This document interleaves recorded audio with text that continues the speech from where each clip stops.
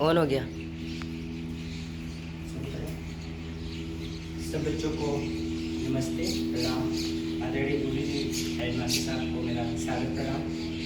आज आपके विद्यालय नया गांव में नए ब्रजेशपुर में पवित्र हृदय एनजीओ की तरफ से यहाँ पे उपस्थित हुआ हूँ।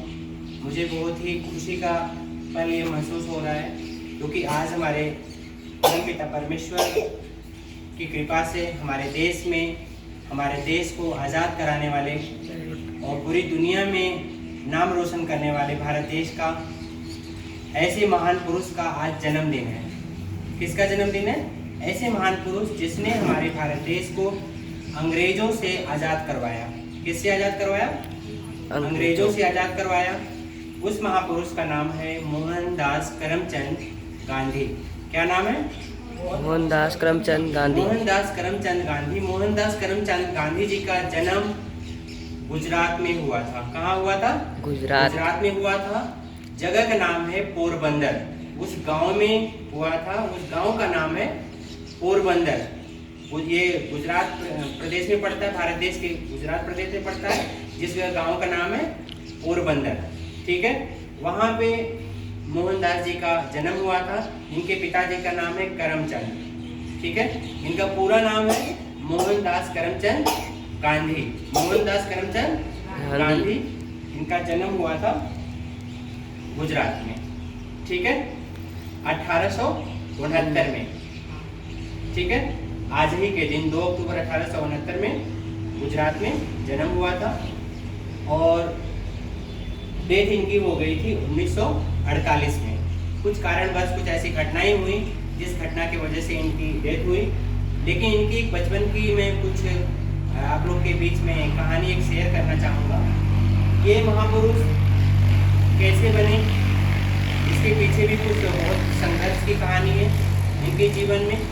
और ऐसे कोई भी व्यक्ति जो संघर्ष करता है वो आगे चल कर के सच में महापुरुष बन जाता है, जैसा हमारे मोहनदास करमचंद गांधी जी के साथ में हुआ। ऐसा बताते हैं कि मोहनदास जी को जब घर में रहते थे लाइट चली जाती थी, उसमें लाइट होती नहीं थी, कई बार अंधेरा होता था। जहाँ पे अंधेरा होता था तो इनको डर लगता था। क्या लगता था? डर लगता था। तो ये अपनी माँ से कहते थे, माँ मुझे बहुत डर लगता है। तो माँ इनको कहती थी कि बेटा राम नाम लिया करो। क्या नाम लिया करो? राम। राम में इतनी ताकत है, इतनी शक्ति है कि इन्होंने पूरे जीवन भर राम नाम को अपनाया। उस राम नाम से कभी इनको डर नहीं लगा। और ये पुरुष अपनी पढ़ाई लिखाई किया। ठीक है, इनकी कम उम्र में इनकी शादी हो गई थी और इसके बाद फिर ये अपनी और पढ़ाई लिखाई करने के लिए ये विदेश चले गए, इंग्लैंड। ठीक है, वहाँ जाकर के इन्होंने वकालत किया। ठीक है, वकालत करने के बाद जब वापस आए तो इन्होंने अहमदाबाद, बॉम्बे, इन जगहों पे वकालत शुरू किया। लेकिन इंडिया में इनकी वकालत नहीं चली। ठीक है, भारत देश में इनकी वकालत बढ़िया नहीं चली। एक मुस्लिम धर्म के थे अफ्रीका में। ठीक है, उन्होंने इनको, उनका नाम अब्दुल्ला था, उन्होंने इनको मोहनदास करमचंद गांधी जी को, जिसको हम भारत देश के लोग बापू के नाम से आप नहीं आ रहे हो। तो ये बापू जी चले गए थे कहाँ पे? अफ्रीका।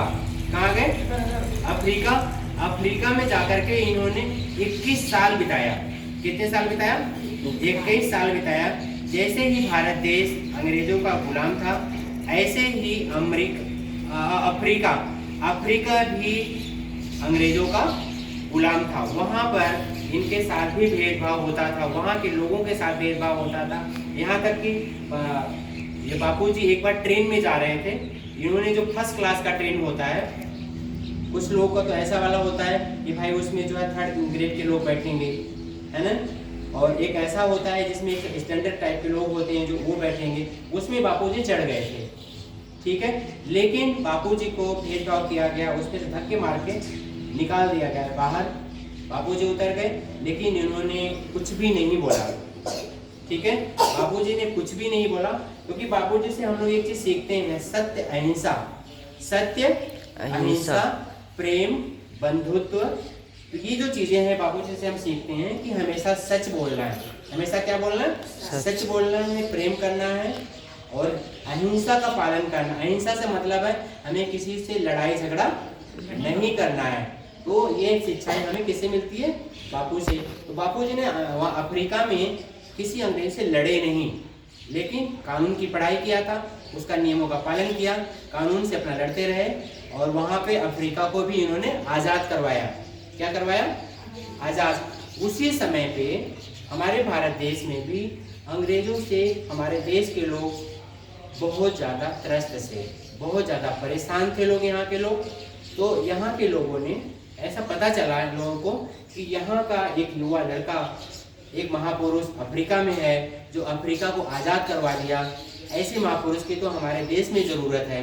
लोगों ने बापू जी को वहाँ से अफ्रीका से यहाँ बुलाया। बापू की उस समय उम्र बहुत ज़्यादा हो चुकी थी, फिर भी बापू जो जैसा आप लोग इसमें तस्वीर में देख रहे हो, एक सफ़ेद धोती पहनते थे, यहाँ लपेट भी लेते थे और ऐसे ऊपर भी लपेट लेते थे, ज़्यादा कुछ कपड़ा नहीं पहनते थे, हाथ में एक डंडा रखते थे, ठीक है, लाठी छोटी सी रखते थे, उसी से चलते थे। इसी में कहते हैं बापू की इस धोती में, बापू की इस लाठी में बहुत दम था, बहुत शक्ति थी। इसी शक्ति से इन्होंने पहला आंदोलन चंपारण का किया, बिहार में चंपारण में। वहाँ के किसान लोग, नील की खेती होती थी, नील की खेती अंग्रेज लोग करवाते थे, लेकिन वो नील का जो उपज होता था सारे अंग्रेज ले आते थे। बदले में किसानों को कुछ भी नहीं मिल पाता था। तो किसानों ने बापूजी से कहा कि आप हमारे लिए कुछ करो। तो इन्होंने वहाँ पे आंदोलन किया, पहला आंदोलन चंपारण में। कहाँ पे? बिहार में। वो आंदोलन बहुत ही सफल रहा। बापूजी ने ऐसे बहुत सारे और भी कई आंदोलन किए, ठीक है। भारत देश को आज़ाद करवाने के लिए कई सारे आंदोलन किया, जिसमें बापूजी को जेल भी जाना पड़ा, ठीक है, जेल भी गए। लेकिन इनके कानून में, इनके उस लाठी में, उनके धोती में इतनी शक्ति थी कि अंग्रेज लोग इनके सामने नतमस्तक हो जाते थे, ठीक है। अंग्रेज लोग इनके सामने नतमस्तक होते थे। अंग्रेज लोग इन्हें पूरा कहा जैसा इन्होंने चाहा। भारत देश को आज़ाद करवाने के लिए भारत देश आज़ाद हुआ। गोलमेज सम्मेलन में इंग्लैंड भी गए, वहाँ पे गए।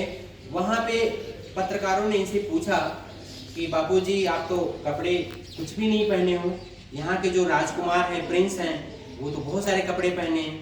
तो उन्होंने कहा कोई बात नहीं, जो उन्होंने कपड़े हैं ये सारे इनके कपड़े तो दो लोगों के बीच के बराबर है, लेकिन यही हमारा जो धोती और लाठी है ये हमारी शक्ति है, ये हमारी क्या है?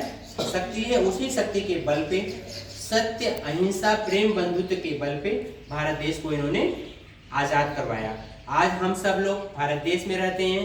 कौन से भारत देश में रहते हैं? आज़ाद भारत देश में। कौन से भारत देश में रहते हैं? आज़ाद भारत देश में रहते हैं। ये सारी जो कृपा है, जो जिम्मेवारी है, जो हम कह लें सारी चीज़ें इस बापू जी की वजह से हम सबको मिली है। हम सब भारत देश में जो आज़ाद हो पाए किसकी वजह से? बापू जी की वजह से। कुछ लोग जो ऐसे भी होते हैं, जैसे मुझे है, हो सकता है इस विद्यालय में कुछ बच्चे मुझे पसंद भी करते हों, कुछ बच्चे ऐसे भी हो सकते हैं मुझे ना भी पसंद करते हों। तो ऐसे भी कुछ लोग ऐसे भी थे जो बापूजी को पसंद करते थे, कुछ लोग बापूजी को पसंद नहीं करते थे। जिन लोगों ने पसंद नहीं करते थे उन लोगों ने एक ऐसी कोई घटना हुई जो उस घटना के समय में बापूजी को गोली मार दिया, ठीक है। यहाँ के लोगों ने बापूजी को बचाने का बहुत प्रयास किया, लेकिन बापूजी को बचा नहीं पाए। अंतिम क्षण में भी बापूजी राम राम ही बोलते थे। क्या बोलते थे? राम राम बोलते थे, क्योंकि इनकी माँ ने वो शब्द इन्हें दिया था कि ये राम में इतनी ताकत है कि आप कहीं भी रहोगे आपको डर नहीं लगेगा, ठीक है।